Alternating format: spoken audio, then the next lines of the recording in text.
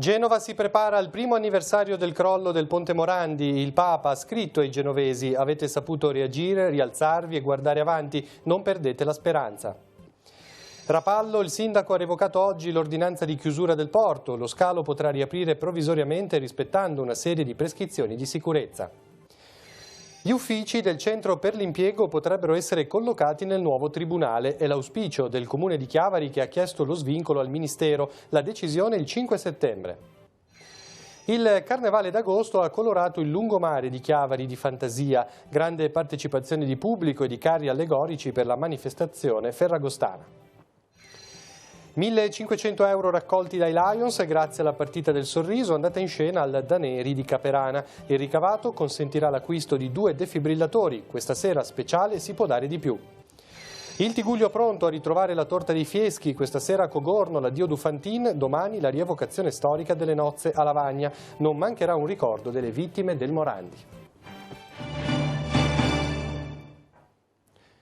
Buonasera a tutti e bentornati al nostro telegiornale. Genova si sta preparando al primo anniversario del crollo del Ponte Morandi, avvenuto il 14 agosto di un anno fa, una data indelebile per i genovesi.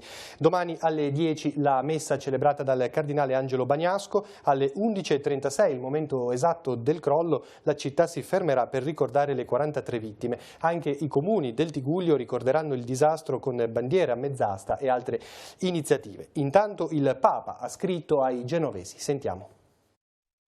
Non ci sono più i monconi del vecchio viadotto Morandi, la demolizione è conclusa, ma le immagini della tragedia di un anno fa sono ancora negli occhi e nella memoria dei genovesi. È una ferita che non si rimargina, 43 vittime e una città ancora sospesa. E oggi, mentre Genova si prepara al primo anniversario del crollo, il Papa, in una lettera al secolo XIX, scrive che non ha risposte preconfezionate, perché di fronte a certe situazioni le parole umane risultano inadeguate. Dopo queste tragedie, dice, c'è da piangere, da rimanere in silenzio, interrogarci sulla ragione della fragilità di ciò che costruiamo e c'è soprattutto da pregare. Il Santo Padre ha poi un messaggio che sgorga dal suo cuore di padre e fratello.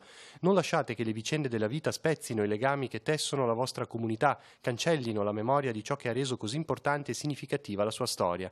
Quando penso a Genova, prosegue, penso al porto, penso al luogo da dove partì mio padre, penso alla quotidiana fatica, alla caparbia volontà e alle speranze dei genovesi. Francesco invita dunque a rivolgere a Dio le domande, il dolore, la rabbia, sicuri della sua vicinanza. Il Papa conclude sottolineando che i genovesi sono capaci di grandi gesti di solidarietà, non si arrendono e sanno stare al fianco di chi ha più bisogno. Vorrei dirvi anche, prosegue, che non siete soli, perché la comunità cristiana, la Chiesa di Genova, è con voi e condivide le vostre sofferenze e le vostre difficoltà. Dopo una grande tragedia che ha ferito le vostre famiglie e la vostra città, prosegue Francesco, avete saputo reagire, rialzarvi, guardare avanti. Non perdete la speranza, non lasciatevela rubare. Continuate a stare al fianco di coloro, conclude, che sono stati i più colpiti. Domattina alle 10 nel capannone presso la nuova Pila 9 il cardinale Angelo Bagnasco celebrerà una messa di suffragio che potrete seguire in diretta anche al canale 15 di Telepace. Al termine, alle 11.36, nel momento esatto del crollo, Genova si fermerà per un minuto mentre le campane di tutte le chiese cittadine suoneranno a lutto. Tutte le chiese della Liguria si stringono intorno al capoluogo ligure per fare memoria delle vittime del crollo. Ne ha parlato il vescovo di La Spezia in occasione della festa di San Pietrovara. Sentiamo. Ci stringiamo in questo abbraccio di affetto, di solidarietà e ovviamente per i credenti di comunione in modo particolare, chiedendo al Signore che realmente possa segnare una rinascita e possa segnare un po' quel respiro grande di cui realmente tutta la città ha bisogno. È una preghiera che accomuna tutti i fedeli della Liguria, non solo quelli dell'Arcidiocesi di Genova, quella che si eleva in queste ore per commemorare le vittime del Ponte Morandi. Una comunione di spirito, quella confermata dal vescovo di La Spezia, che vuole abbracciare le 43 vittime del crollo del viadotto, ma anche tutte quelle persone che dal 14 agosto dello scorso anno hanno visto la propria vita cambiare radicalmente e improvvisamente, in primis gli sfollati del quartiere di Certosa. Un ricordo drammatico, tragico, sia per il modo in cui è avvenuto e in modo particolare ovviamente per le vittime, quelle che hanno ovviamente perso la vita, ma anche per tutti coloro che hanno avuto tutti quei disagi e veramente grossi problemi a causa di questo crollo. La vicinanza della diocesi di La Spezia e di riflesso di tutte le diocesi liguri alla chiesa genovese arriva da parte di Monsignor Palletti da San Pietro Vara. La frazione di Varese Ligure in questi giorni era in festa per la patrona Nostra Signora del Carmelo, culminata con la processione serale per le vie del paese. Nella messa solenne del mattino, durante la quale ha conferito il sacramento della confermazione a 4 ragazzi della parrocchia, Monsignor Palletti ha sottolineato l'invito che Maria fa a ciascun fedele: guardare Gesù e seguirlo. E lui realmente è il monte, il punto fondamentale della nostra salvezza. Non possiamo distogliere lo sguardo da questo. Noi lo riconosciamo come unico redentore dell'uomo, ma dobbiamo poi viverlo in questa dimensione. Lui ci ha salvato, ma noi dobbiamo lasciarci salvare. Una festa duplice a San Pietro Vara con le cresime e l'invito a questi ragazzi di essere testimonianza della fede. Decisamente. Dico sempre che il cresimando non può, nessun battezzato, ma il cresimando in modo particolare non può limitarsi a dire credo, deve diffondere la fede. Questo è il grande compito che il Signore ci affida. Torniamo sul nostro territorio e andiamo a Rapallo con una notizia di oggi. Il porto Carlo Riva può riaprire. Il sindaco Bagnasco questo pomeriggio ha revocato l'ordinanza dirigenziale dello scorso 25 luglio con il quale stabiliva la chiusura dello scalo per alcune carenze legate alla sicurezza, nello specifico il molo Langano. Nel documento, che sarà in vigore sino al 30 settembre, si garantisce la possibilità alla concessionaria di poter riprendere il lavoro mettendo in atto tutta una serie di prescrizioni. Ad esempio l'obbligo di informazioni agli utenti del porto di una possibile pericolosità dello scalo in condizioni meteo non ottimali e il potenziamento dell'impianto antincendio. Su questo la concessionaria aveva già annunciato un accordo con i vigili del fuoco per una postazione di controllo fissa all'interno delle banchine. Restano inagibili nell'area privata del porto la diga foranea e i pontili 2 e 3. Il Comune di Chiavari subentrerà nel contratto d'affitto per il centro per l'impiego, che è in una situazione di sofferenza, ma ha individuato una soluzione che sarebbe ottimale per la ricollocazione degli uffici, ovvero quella del nuovo Palazzo di Giustizia, dove sarebbe vicina all'INPS. Occorre però lo svincolo da parte del Ministero della Giustizia perché attualmente gli spazi sono vincolati ad uffici giudiziari. Vediamo. Il Comune di Chiavari ha chiesto lo svincolo del 4º piano del nuovo tribunale per poter ospitare gli uffici del centro per l'impiego che sono in situazione di sofferenza. È la risposta che arriva oggi alla sollecitazione della CISL circa gli uffici di Corso Millo. Gli spazi, già esigui, si ridurranno ulteriormente a partire dal 1° di settembre, quando scatterebbe lo sfratto per uno dei 3 locali occupati dal centro per l'impiego, a fronte del mancato versamento dell'affitto, dopo il passaggio di competenze dalla città metropolitana ex provincia di Genova alla Regione, tramite l'Agenzia per il Lavoro, la formazione e l'accreditamento, a cui non è mai stato volturato il contratto d'affitto. Abbiamo avuto un incontro a fine dell'anno 2018 con una funzionaria di Alfa, che è la società che a cui sono passate le competenze sul centri per l'impiego dalla città metropolitana alla Regione, e una funzionaria del centro per l'impiego di Chiavari. È arrivata questa lettera anche da una lettera dall'assessore regionale Berrino, il quale dice che quando c'è stato questo passaggio da provincia, città metropolitana a regione, i comuni devono dare i locali oppure subentrare nei canoni di locazione. Alla luce di questo ci siamo attivati mandando una lettera che è stata firmata nei giorni scorsi alla commissione permanente presso la Corte d'Appello di Genova, la quale può svincolare il vincolo di uffici giudiziari nell'ex Palazzo di Giustizia di Corso De Michel, via Trieste.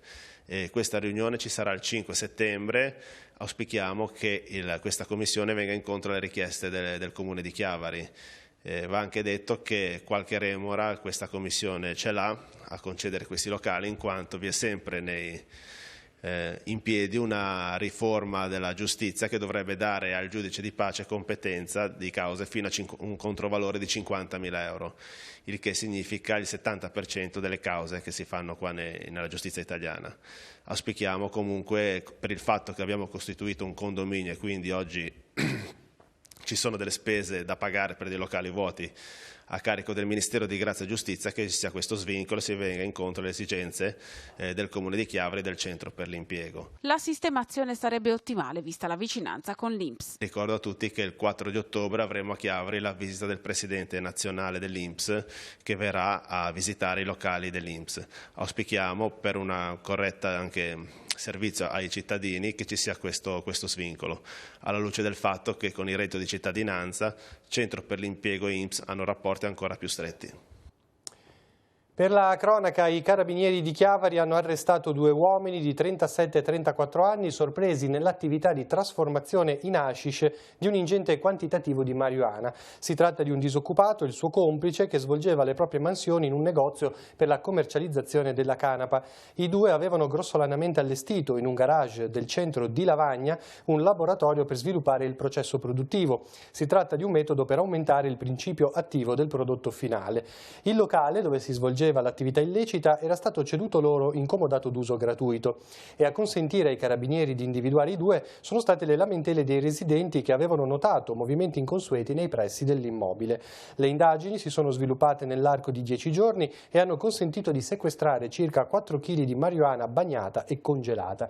E nelle abitazioni degli arrestati poi sono state rinvenute 10 piantine di marijuana e 1 chilogrammo di droga destinata agli spacciatori e ai consumatori attivi sulla piazza del Tigullio. I 2 sono stati portati in carcere a Genova Marassi. Inizia questa settimana a Sestri Levante il programma di interventi per la pulizia dei rii e dei torrenti. Si parte con i corsi d'acqua minori, mentre a settembre si procederà con i torrenti Gromolo e Petronio. Il costo ammonta a 32.000 euro per gli interventi sui rii, mentre il progetto lungo i torrenti ha un costo stimato di 38.000 euro. Dunque la spesa complessiva ammonta a 70.000 euro, finanziata con risorse comunali e con una quota regionale di 13.500 euro.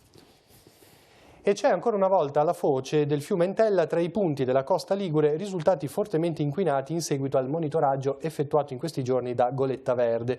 4 punti su 23 campionati dai tecnici dell'associazione sono risultati con valori di Escherichia coli molto elevati. Gli altri punti rossi sono le foci dei torrenti in Maremola a Pietraligure, Nervi a Genova Nervi e del rio Corniglia a Vernazza in località Corniglia. Quella della scarsa o assente depurazione è diventata ormai un'emergenza che qualche mese fa è costata all'Italia un nuovo deferimento alla Corte di Giustizia, lo ha spiegato Davide Sabadin, portavoce di Goletta Verde. Torniamo a Chiavari dove questa mattina è iniziato il tradizionale sbarassu di fine stagione con le offerte nei negozi, un'occasione per tracciare anche il bilancio della stagione mentre lo sbarassu durerà alcuni giorni. Sentiamo. 4 giorni di offerte e ribassi nei prezzi a conclusione della stagione dei saldi. A Chiavari torna lo sbarassu, tradizionale appuntamento di Ferragosto che coinvolge i commercianti della città. Martedì e mercoledì il centro storico e giovedì e venerdì il lungomare. Come sempre lo sbarassu di Chiavari è il più atteso, è sicuramente il più grande, dove c'è maggiore proposta e quindi molto atteso. Senz'altro è partito bene, c'è molta gente. Come tradizione lo sbarassu è anche l'occasione per un bilancio della stagione delle vendite estive che quest'anno è stata caratterizzata da una primavera che ha faticato a farsi strada e da un'estate iniziata tardi. È stata una stagione abbastanza difficile, nel senso che l'inverno si è protratto molto fino a giugno, insomma. C'era freddo, quindi sicuramente la primavera ha avuto delle battute d'arresto come vendita e quindi poi insomma la maggior parte delle vendite si sono avute nel momento dei saldi, perché il 7 luglio iniziano i saldi, oggi è la chiusura dei saldi e diciamo che la vendita importante si è fatta nei saldi. Questo non ha portato sicuramente beneficio alle aziende, ecco, è sempre essere sempre molto in affanno, sicuro. Il comparto del commercio a Chiavari è vitale per il tessuto economico cittadino. Fra clienti affezionati e i chiavaresi in cerca d'affari, i commercianti hanno visto il passaggio anche di un buon numero di turisti. Direi che turisti ce ne sono, sia italiani che stranieri. Sicuramente non più come 2 anni fa per le notte, cose che ci sono state, attentati, cose varie, insomma, quindi lì c'è stato proprio il boom, però direi che forse proprio per quello hanno scoperto la nostra riviera e anche Chiavari in particolare, per cui tanti li abbiamo rivisti, ecco, sicuramente. Restiamo a Chiavari per parlare del Carnevale d'Agosto, l'iniziativa che ha portato molta gente sul lungomare nella serata di ieri, e proprio pochi istanti fa è stata pubblicata anche la classifica dei carri del Carnevale d'Agosto proprio sulla pagina Facebook del Comitato Lungomare Chiavari. Il primo carro classificato era quello dedicato a Disneyland, il secondo classificato il Continente Nero, terzo classificato i Flintstones, al quarto posto le casalinghe disperate che vedrete adesso nelle interviste, e così via. Quindi andiamo a vedere il servizio realizzato da Cristina Neto.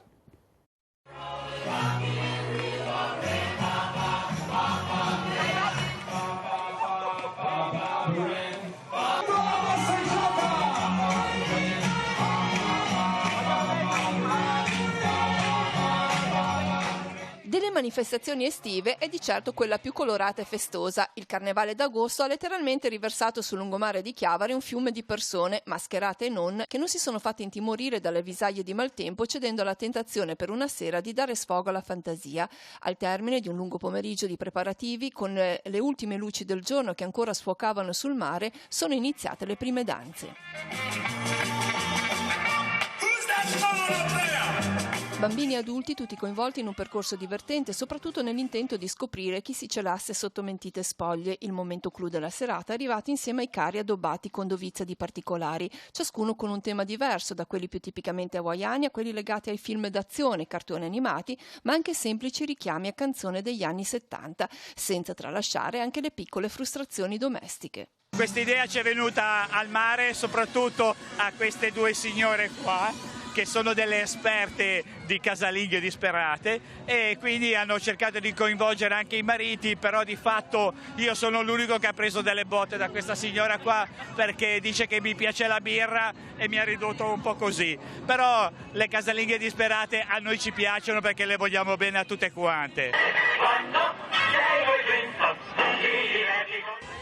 È un'idea che ci è venuta in una settimana, 4 giorni abbiamo fatto il carro, l'idea è mia, però ho gli amici che mi hanno aiutato, tutti, e sono stati bravissimi. Adesso siamo qua a divertirci, solo per divertirci. Perciò saluto tutti e speriamo al prossimo anno.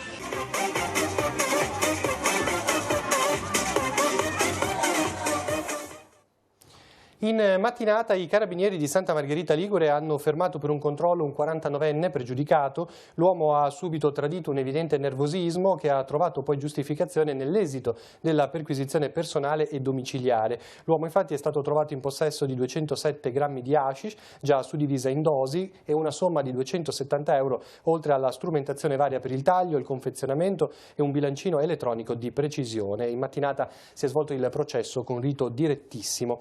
Sono 300 i veicoli che dall'inizio dell'anno sono stati fermati dalla Polizia Municipale di Santa Margherita Ligure perché pericolosi o non in regola. Ai 200 sanzionati, perché trovati con la revisione scaduta, si aggiungono i 100 sequestrati, dei quali 84 senza assicurazione, 5 perché il guidatore era senza patente, 4 perché l'autista è risultato ubriaco.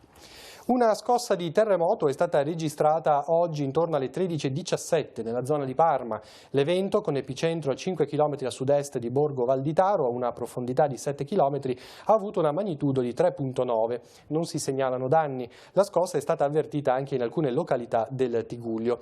Quella zona ha un'elevata pericolosità sismica, ha spiegato Alessandro Amato, sismologo dell'INGV. Dalle segnalazioni ricevute il terremoto si è sentito, oltre che in provincia di Parma, anche in provincia di Massa, Lucca, Genova, La Spezia e Pisa. Nel complesso è stato avvertito in una trentina di comuni.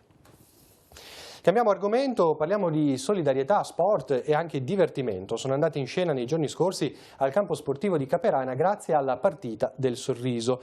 Il ricavato, 1.500 euro, sarà utilizzato per l'acquisto di 2 defibrillatori da donare al comune di Chiavari. Siamo andati a vedere.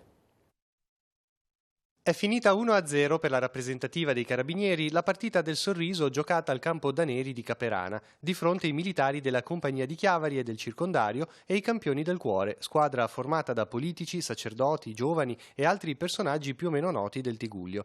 L'iniziativa è stata promossa per acquistare un defibrillatore da donare al quartiere di Caperana. Una città come Piacenza che ha adottato questa politica, ce n'è uno ogni 300 metri e sono calate le morti da infarto del 40%, quindi sicuramente oggi è una cosa utilissima. Le formazioni in campo, fiaccate dal caldo, hanno dato comunque vita ad un incontro acceso e divertente, sbloccato a metà del primo tempo da una rete del maresciallo Alessandro Latino.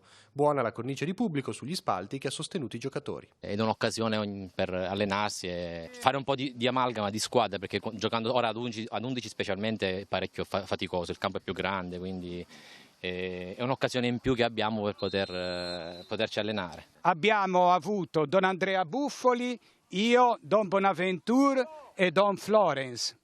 Dunque una bella rappresentanza della diocesi, però a livello internazionale. Massimo fair play, ma soprattutto una bella serata, anche se ha visto anche qualche bella azione da una parte e dall'altra, quindi questo non guasta. Abbiamo faticato tantissimo, forse ci ha aiutato qualche anno di meno, però è stata una bellissima partita.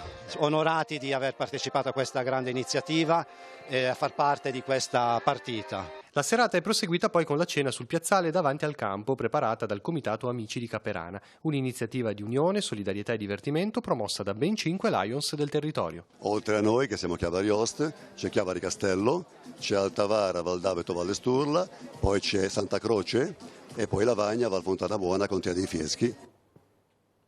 Immagini e interviste questa sera nella puntata della rubrica Si può dare di più sul canale 15 di Telepace a partire dalle 21:10. Anche il Parco Nazionale delle Cinque Terre può vantare la presenza di una squadra operativa di Vigili del Fuoco. Da ieri infatti al Santuario di Soviore è attivo sino alla fine del mese un presidio con 5 unità e 3 automezzi. Un'autobotte pompa per garantire una riserva idrica subito disponibile, un mezzo fuoristrada attrezzato con un modulo antincendio e un altro mezzo fuoristrada caricato con materiale tecnico e attrezzature.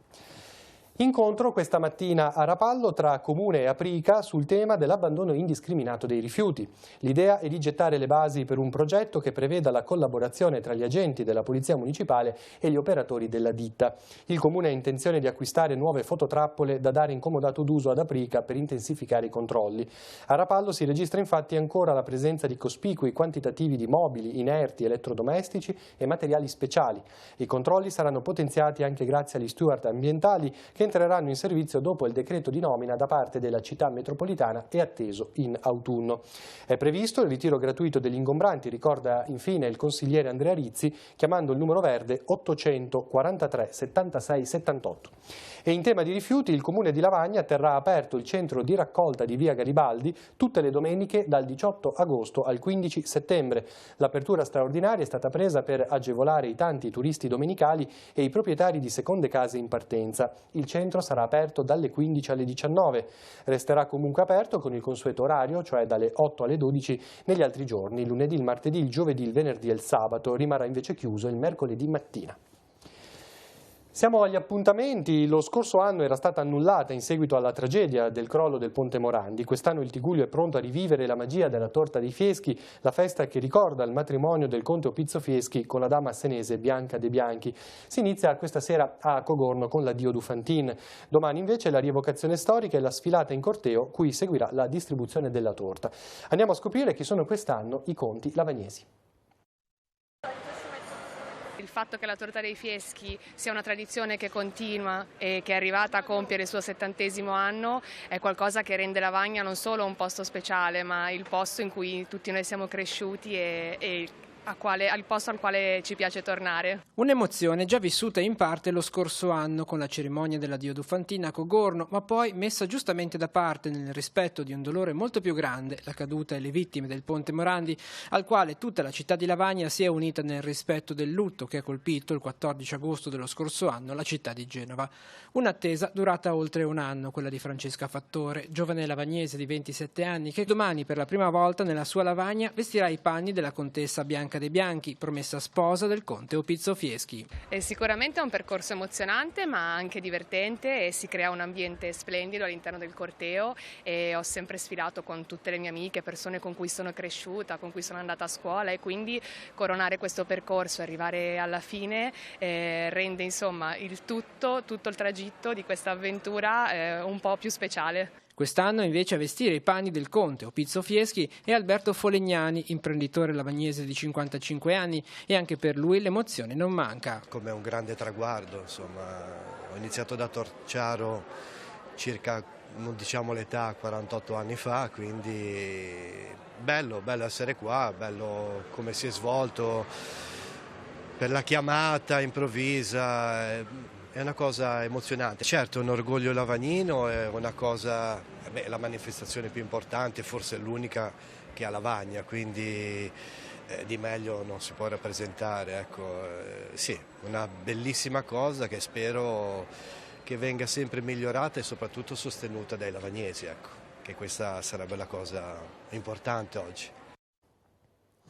Al santuario di Montallegro domani, vigilia della solennità dell'Assunta, alle 16 si terrà il canto dei primi vespri, alle 17 la messa festiva della vigilia, alle 23:15 il rosario meditato lungo il viale del santuario con meditazioni di Don Cristiano Princiotto e a mezzanotte la messa solenne celebrata da Don Alessandro Cavallo. Il servizio di funivia per Montallegro resterà attivo sino all'1:15. Nell'occasione, durante la recita del rosario e la messa di mezzanotte, ci saranno particolari intenzioni di preghiera per le vittime del crollo del Ponte Morandi di Genova.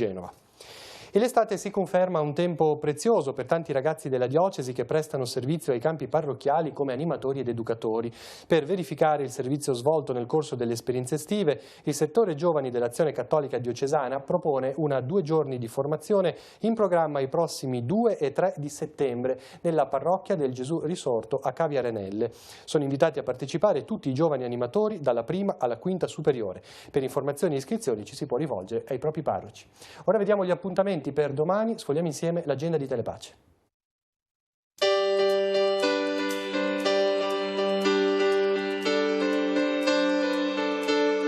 Appuntamenti in agenda per mercoledì 14 agosto. Alle 10 sulla spiaggia libera di Cavia Arenelle, tra i bagni Tiffany e i Zichipachi, Luigino il pescatore parlerà della storia e dei segreti della pesca. L'iniziativa è curata dall'Abter Tigullio. Nella frazione di Monte Domenico, a Sestri Levante, prosegue la 39esima sagra dei Testaioi a Sado. Gli stand apriranno alle 19, alle 21 ballo liscio all'aperto con l'orchestra I Caravel. 18esima mostra di foto d'epoca, le immagini della gente di riva, luoghi e persone dagli anni 20 in poi, il tutto a cura di Alba Zolezzi e dell'Associazione Pesca Sportiva. L'esposizione aprirà domani alle 19 sul lungomare Kennedy di Riva Trigoso. Festa all'aperto a Temossi di Borzonasca, organizzata dal Circolo Acli. Alle 19 aprirà il servizio di bar e ristoro. La serata sarà accompagnata dalla musica di Franco Bagutti. Nuova tappa del Festival Organistico Internazionale. Alle 20:30 concerto di campane nella Basilica dei Santi Gervasio e Protasio di Rapallo. Alle 21:15 concerto per organo e orchestra con l'ensemble Rapallo Musica diretta da Filippo Torre. All'organo David Cassan. Sulla spiaggia del quartiere di Ghiaia, a Santa Margherita Ligure, si terrà Polvere di Stelle, dalle 20:30 all'1:30 con il DJ Paul. Il ricavato sarà reinvestito per la spiaggia Mare per Tutti, riservata alle persone con disabilità. Prosegue l'estate a Villa Noce di Rezzoaglio. Alle 21 torneo di calcio balilla, aperto a tutti, all'albergo Brizzolara. La serata è aperta a coppie fisse di giocatori. Alle 21:30 all'Anfiteatro Bindi di Santa Margherita Ligure, Sandro Giacobbe presenterà Noi per voi, spettacolo a favore degli orfani delle vittime del Ponte Morandi. Interverranno Marina Peroni, Ibuio Pesto, Corrado Tedeschi, Giua e Fabio Armiliato. Madrina sarà Maria Grazia Cucinotta. All'Arena Conchiglia di Sestri Levante alle 21:30 concerto di Giuseppe Scarpato. Lo storico chitarrista di Edoardo Bennato proporrà pezzi rock, jazz, blues e country. Alle 21:30 per il Festival Internazionale di Valle Cristi a Rapallo, spettacolo dal titolo No Highs Looking and Lester Young. Al sax tenore Emanuele Cisi, al piano e alla tromba Dino Rubino, al contrabbasso Rosario Bonnaccorso e alla batteria Adam Page. E infine chiude domani la mostra di oggetti sacri di culto allestita all'oratorio di San Sebastiano a Carro. Gli oggetti, riguardanti soprattutto la storia della confraternita, saranno visitabili dalle 15 alle 18:30.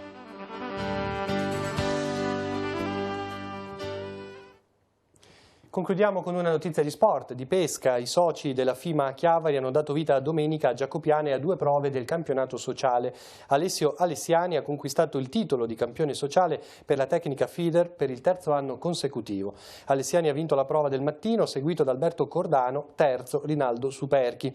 Nella prova pomeridiana Umberto Righi ha portato al peso una carpa di quasi 10 kg e così ha conquistato la medaglia d'argento per il 2° posto assoluto del podio finale. Bronzo e terzo assoluto in classifica Rinaldo Superchi. Prossimo appuntamento alla Foce dell'Entella, sabato 24 agosto, per continuare il progetto di pesca in città. Era l'ultima notizia del nostro telegiornale, ci ritroviamo domani mattina con la rassegna stampa guidata da Marco Revello. Ricordo ancora la diretta alle ore 10 da Genova sul canale 15 di Telepace per la commemorazione delle vittime del crollo del ponte Morandi. Per tutti gli altri aggiornamenti continuate a seguirci sul sito teleradiopace.com. Grazie per l'attenzione e buon proseguimento di serata.